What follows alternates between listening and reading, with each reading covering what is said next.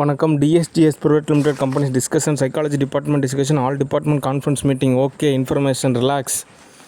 நான் ஒவ்வொரு கேள்விக்காக பதில் சொல்கிறேன், அவசரப்படாதீங்க. Government discussion. கவர்மெண்ட்டை பொறுத்த வரைக்கும் நானே இனிமேல் நிர்வகிச்சிக்கலான் இருக்கேன்.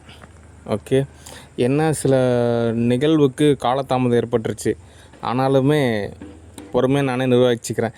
சரி, அப்ராட் கண்டிஷனை பொறுத்த வரைக்கும் என்ன ஸ்டேட்டஸ் அப்படின்னா, யூஎஸ்ஏ நீங்கள் ஈரான் போர் நிறுத்திடுங்க. ஈரான் நீங்களும் போர் செய்கிறத நிறுத்திடுங்க. அடுத்தடுத்த சூழ்நிலையை தோது பார்க்கணும். அதுக்கப்புறம் அந்த ஜெருசலம் இஸ்லாமுக்கு கொடுத்துருங்க. அவ்வளோதான் தீர்ப்பு.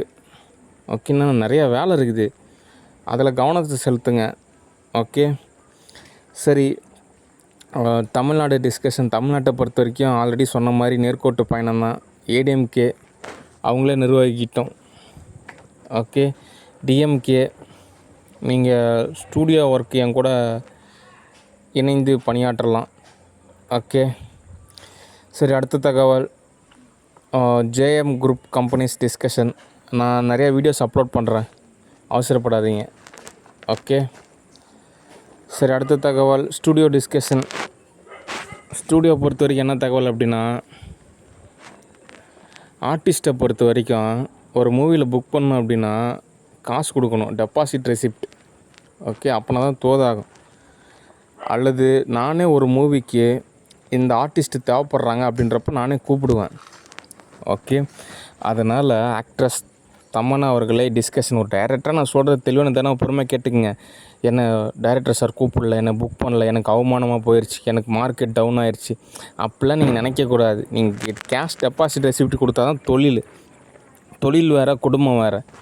ஓகே, அதனால் எந்த ஒரு விஷயத்தையும் ஆரம்பத்தில் சரி செய்யணும். அதனால் சும்மா பப்ளிசிட்டி வேணும் அப்படின்னா யூடியூப் சேனல் இருக்குது, அதுக்கப்புறம் ஃபேஸ்புக், இன்ஸ்டாகிராம், ட்விட்டர் இருக்குது.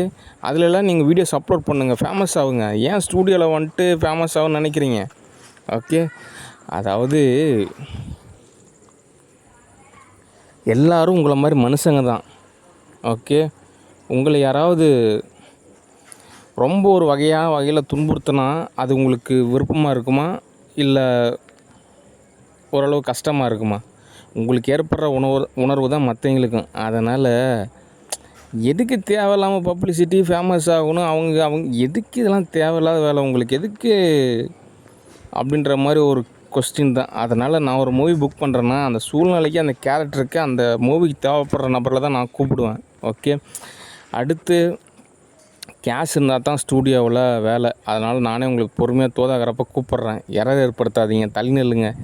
அடுத்த தகவல், ஸ்டூடியோ பொறுத்த வரைக்கும் ஆல்ரெடி நான் தகவல் சொல்லிட்டேன். கேஷ் தேவைப்படுது, லேண்டு தேவைப்படுது, அப்போனா தான் தோதாகும். ஓகே, யாரோ ஒருத்தர் ப்ரொடியூசர் காசு கொடுப்பாங்க, அதுக்கப்புறம் யாரோ ஒருத்தர் ரிஸ்க் எடுப்பாங்க, அதுக்கப்புறம் ரஸ்க்கு சாப்பிட்லாம் அப்படின்றது தோதாகாது. நானே தோதாகிறப்போ வேணால் கூப்பிடுவேன். அது வரைக்கும் பொறுமையாக காத்துருங்க. அல்லது நீங்கள் ஏதாவது கேஷ் கொடுத்தா தான் தோதாகும். ஓகே, அதனால் ஸ்டூடியோ பொறுத்த வரைக்கும் எரர் ஏற்படுத்தக்கூடாது. ஓகே, சரி. அடுத்த தகவல், சோப்னாங்கி டிஸ்கஷன். சோப்னாங்கியை பொறுத்த வரைக்கும் இந்த இஷ்யூவை ஆரம்பத்திலே சரி செஞ்சுருக்கணும். இப்போ கூட டைரக்டர்ஸ்லாம் அதாவது அவங்கவுங்க சம்பாதிக்கிறது அவங்கவுங்களுக்கே பற்ற மாட்டேங்குது.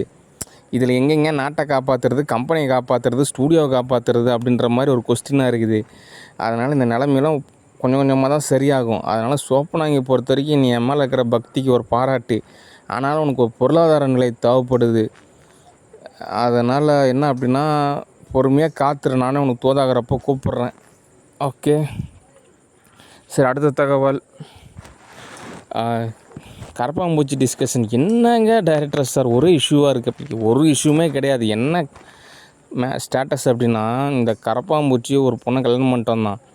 அந்த பொண்ணோட தம்பியோட ஃப்ரெண்டு ஒருத்தன் யூடியூப் சேனல் வச்சுருக்கான். அவன் பேர் கூட ஏதோ, அவன் பேர் சொல்ல விரும்பலை. அந்த யூடியூப் சேனலில் அவனோட வேலை என்ன அப்படின்னா ஒரு கண்டென்ட். அது என்னென்னா டாஸ்க்கு. யாரோ ஒருத்தர் சொன்னாங்கன்னா அந்த டாஸ்க்கு அவன் செய்கிறது. இந்த மாதிரி மலைக்கு மேலே போங்கன்னா உடனே அவன் மலைக்கு மேலே போய் ஃபோட்டோ பிடிக்கிறது. இதான் அங்கே போங்கன்னா உடனே அவன் அங்கே போகிறது. இதுதான் அவனோட வேலையை, அதுதான் அவனோட கண்டென்ட்டு. இப்படி இருக்கிறப்போ இவங்களுக்கு ஒரு டாஸ்க் கொடுத்துட்டாங்க. இந்த மாதிரி கரப்பாம்பூச்சி கல்யாணம் பண்ணுறது தான் ஒரு டாஸ்க்கு. உடனே அவன் அந்த டாஸ்க்கை அச்சீவ் பண்ணிவிட்டான். அடுத்து என்ன நிகழ்வு அப்படிச்சுன்னா, நான் ஒரு டைரக்டரு, இவங்க யூடியூப் சேனலு, அந்த யூடியூப்பில் அப்லோட் பண்ண வீடியோஸு, எடிட்டிங்கு இதெல்லாம் ஓரளவு தோதாக இருக்கிறனால ஒரு வேளை சினிமா கான்செப்டும் அப்படி தான் இருக்குன்னு நினச்சிக்கிட்டாங்க. அதனால் என் கூட சேர்ந்து நான் டைரக்ட் பண்ணுறேன் அதை பண்ணுறேன்னு சொல்லவும் கொஞ்சம் அது எரராக தான் மாறிடுச்சு. ஏன் அப்படின்னா யூடியூப் சேனல் வேறு, சினிமா அப்படின்றது வேறு. ஓகே, நிறையா பேர் நினைக்கிறாங்க சாஃப்ட்வேர் இருந்தால் போதுங்க. அப்படிலாம் கிடையாது. இன்னுமே அந்த தமிழ் திறன் புலமை இருக்கணும் ஒவ்வொரு மொழியிலையுமே. ஓகே, கேமரா காசு இருந்தால் போதும். டிசைனாக கேமரா இருக்குது, டிசைனாக எடிட்டர்ஸ் இருக்காங்க, எவ்வளோ பேர் பேக்கேஜாக இருக்குது, காசை பொறுத்து தான். ஓகே, ஆனால் இருந்தாலும் அந்த நுட்பமான ஒரு விஷயம் இருக்குது, அதுதான் அந்த தொழிலுக்கு உண்டான ஒரு லேக்கு. அதனால் சினிமா வேறு, அது தேவையில்லாம் மிங்கல் படுத்தக்கூடாது. சரி, என்ன நிகழ்வு அப்படின்னா இந்த டாஸ்க்குனால இவங்க மேரேஜ் பண்ணிக்கிட்டாங்க. அதுக்கப்புறம் ஏதோ நிகழ்வில் எரரு. சரி, இதுக்கு என்ன தீர்வு அப்படின்னா முதல்ல தீர்வு நோக்கி தான் நம்ம பயணிக்கணும். என்ன தீர்வு அப்படின்னா இந்த கரப்பாம்பூச்சி கோயம்புத்தூருக்கு அனுப்புனேன். எதுக்கு அனுப்புனேன் அப்படின்னா அங்கே நிறையா பேர் என்னை தேடிகிட்டே இருந்தாங்க, அங்கே நேசிக்கிறவங்க இருக்கிறாங்க, என் மேலே ரொம்ப பக்தியாக இருக்கிறாங்க அப்படின்றதுக்காக இவனை அங்கே கோயம்புத்தூருக்கு அனுப்பிச்சேன். இவன் எனக்கு நிறையா விஷயம் தோது செய்வான் அப்படின்னு. ஆனால் இவன் கோயம்புத்தூர் போனதுக்கப்புறம் என்ன ஆச்சு அப்படின்னா அங்கே இருக்கக்கூடிய வசதியெல்லாம் பார்த்துட்டு எங்கள் அண்ணன் வந்தாங்க எனக்கு தோதாகாதுன்னு சொல்லிட்டு என்ன நிராகரிக்க ஆரம்பிச்சிட்டான். இவனுக்காக நான் எவ்வளோ காசு செலவு பண்ணாது, அவனோட ஆத்மாவானது அப்படி இருக்குது. இதுக்கு ஏன்னா அப்படின்னா ஒரு 60 வயசு ஆகணும் அவனுக்கு. 60 வயசு ஆகிறப்ப தான் அவன் அருமை புரியும். அது வரைக்கும் நம்ம என்ன சொன்னாலும் புரியாது. அடுத்து அந்த செக்ஸ் அப்படின்ற ஒரு விஷயத்தில் இவனை லாக் பண்ணிட்டாங்க. அதனால் எல்லோ ப்ராஜெக்ட் கொஞ்சம் நாளைக்கு ஹோல்டு. அப்போ தான் இவன் சுய புத்திக்கு வருவான். ஓகே, அடுத்து சில பேர்லாம் அவங்கெல்லாம் எது நடந்தாலும் சரி நம்மளை திரும்ப ஒரே நிலையில் நகர்ந்துக்கிட்டே தான் இருப்பாங்க. அதனால் தீர்வு என்ன அப்படின்னா ஸ்பான்சரு அவுட்டு. இவ்வளோ நாளாக இவனுக்கு ஸ்பான்சர் பண்ணது சரி, இவன் எல்லாம் தோல் செஞ்சு கொடுப்பான்னு பார்த்தா கடைசியில் எல்லாமே கொலாப்ஸாக மாறிடுச்சு. இதை சரி செய்யணும், அப்போ தான் தோதாகும். அட்லீஸ்ட் அவங்க எதில் இன்வால்வ் ஆகாமல் இருந்தால் கூட பரவாயில்ல. ஆனால் நிலமை ரொம்ப மோசமாகிற மாதிரி இருக்குது. ஏதோ இந்த நாடகத்தில் தான் பார்த்துருக்கேன். இந்த மருமக கொடுமை, அந்த நிலம் வாங்கிறது, அப்பா அம்மாவை துரத்தி விட்றது, சோத்துக்கு சிங்கடிக்கிறது, இதெல்லாம் நிறையா விஷயங்கள்லாம் நாடகத்தில் தான் பார்த்துருக்கேன். ஆனால் ரியாலிட்டியாக இப்போ ஓரளவு நடக்கிற மாதிரி இருக்குது. அதனால் கரப்பாம்பூச்சி தரப்புலேருந்து அவன் எந்த ஸ்பான்சரும் பண்ண மாட்டான்ற மாதிரி கன்ஃபர்மேஷன் ஆயிடுச்சு. அவன் எந்த உதவியும் செய்ய மாட்டான் அப்படின்னு, அவன் சம்பாதிக்கிறது அவனுக்கே பத்தாது. ஏதோ ஒரு வகையில் எரராக மாறிடுச்சு. அந்த எரர்லாம் சால்வ் ஆகணும். அது ஆசிரமத்தை பொறுப்பு. ஆனால் ஆசிரமமே அப்போ அவன் கண்ட்ரோலில் இருக்கிற மாதிரி அவன் நினச்சிக்கிறான். அது இவனுக்கு ஓரளவு தோதாக அமைச்சு கொடுத்தான். ஆனால் அது இவன் வேறு விதமாக கன்வெர்ட் பண்ணிக்கிட்டான். இதெல்லாம் சால்வ் பண்ணணும். நிறைய ஈஸியாக கிளாஸஸ்லாம் அட்டன் பண்ணணும். அதெல்லாம் அட்டன் பண்ணுவானா அப்படின்றது ஒரு கொஸ்டினாக இருக்குது. சும்மா நெய்யின்னு ₹1 சல்லி பைசா பிரயோஜனம் இல்லை. சும்மா எங்கள் அப்பங்காரன் ரத்தத்தை உறிஞ்சி அவங்ககிட்ட இருந்த காசை வாங்கி பொழைச்சிக்கலான்னு நினைக்கிறாங்க. எங்கள் அப்பங்காரன் எனக்கு ஸ்பான்சர் பண்ணால் தான் நான் கொஞ்சம் ரெடி ஆவேன். இப்போ எனக்கு ஸ்பான்சர் கிடையாது, 12வதுலேருந்தே ஸ்பான்சர் கிடையாது, இதுக்கு மேலேயும் ஸ்பான்சர் கிடையாது போல் இருக்குன்ற மாதிரி ஸ்டேட்டஸாக இருக்குது. இதில் இந்த கரப்பாம்பூச்சி இவன் படித்த படிப்பு இவனாவது ஒழுங்காக தோது பார்த்துக்குவான்னு பார்த்தா என்னோடய விஷயத்தையும் சேர்ந்தெல்லாம் இவன் பிடுங்கி திங்கிறான். அதனால் இவன் ஓரளவு சரியாகணும். ஓகே, மண்டையெல்லாம் கொஞ்சம் சரியாகணும், மனசு ஒருநிலைப்படுத்தணும், தியானம் பண்ணணும், இந்த காமவியல்லேருந்து கொஞ்சம் விலகி வரணும். இவனை தான் அக்சஸ் பண்ணி இவனை மூலிமா வீட்டை வாங்கிக்கலாம், கம்பெனி வாங்கிக்கலாம், அவங்கள எல்லோ ப்ராஜெக்ட் வாங்கிக்கலாம், ஏதோ பிளான் பண்ணுறாங்க. எதுவுமே தோதாகாது.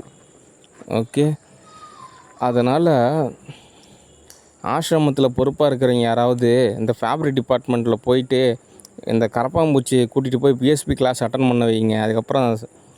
அதுக்கப்புறம் அடுத்த கிளாஸஸ் எல்லாம் இருக்கும், அதெல்லாம் அட்டன் பண்ணால் தான் அவன் ஓரளவு க்யூர் ஆவான். ஓகே, லாஸ்ட் டைம் அங்கே வீட்டுக்கு போனேன், ஏன்டா போனான்ற மாதிரி ஆயிடுச்சு. ஏன்னா அந்தளவுக்கு நோ ரெஸ்பான்சிபிலிட்டி.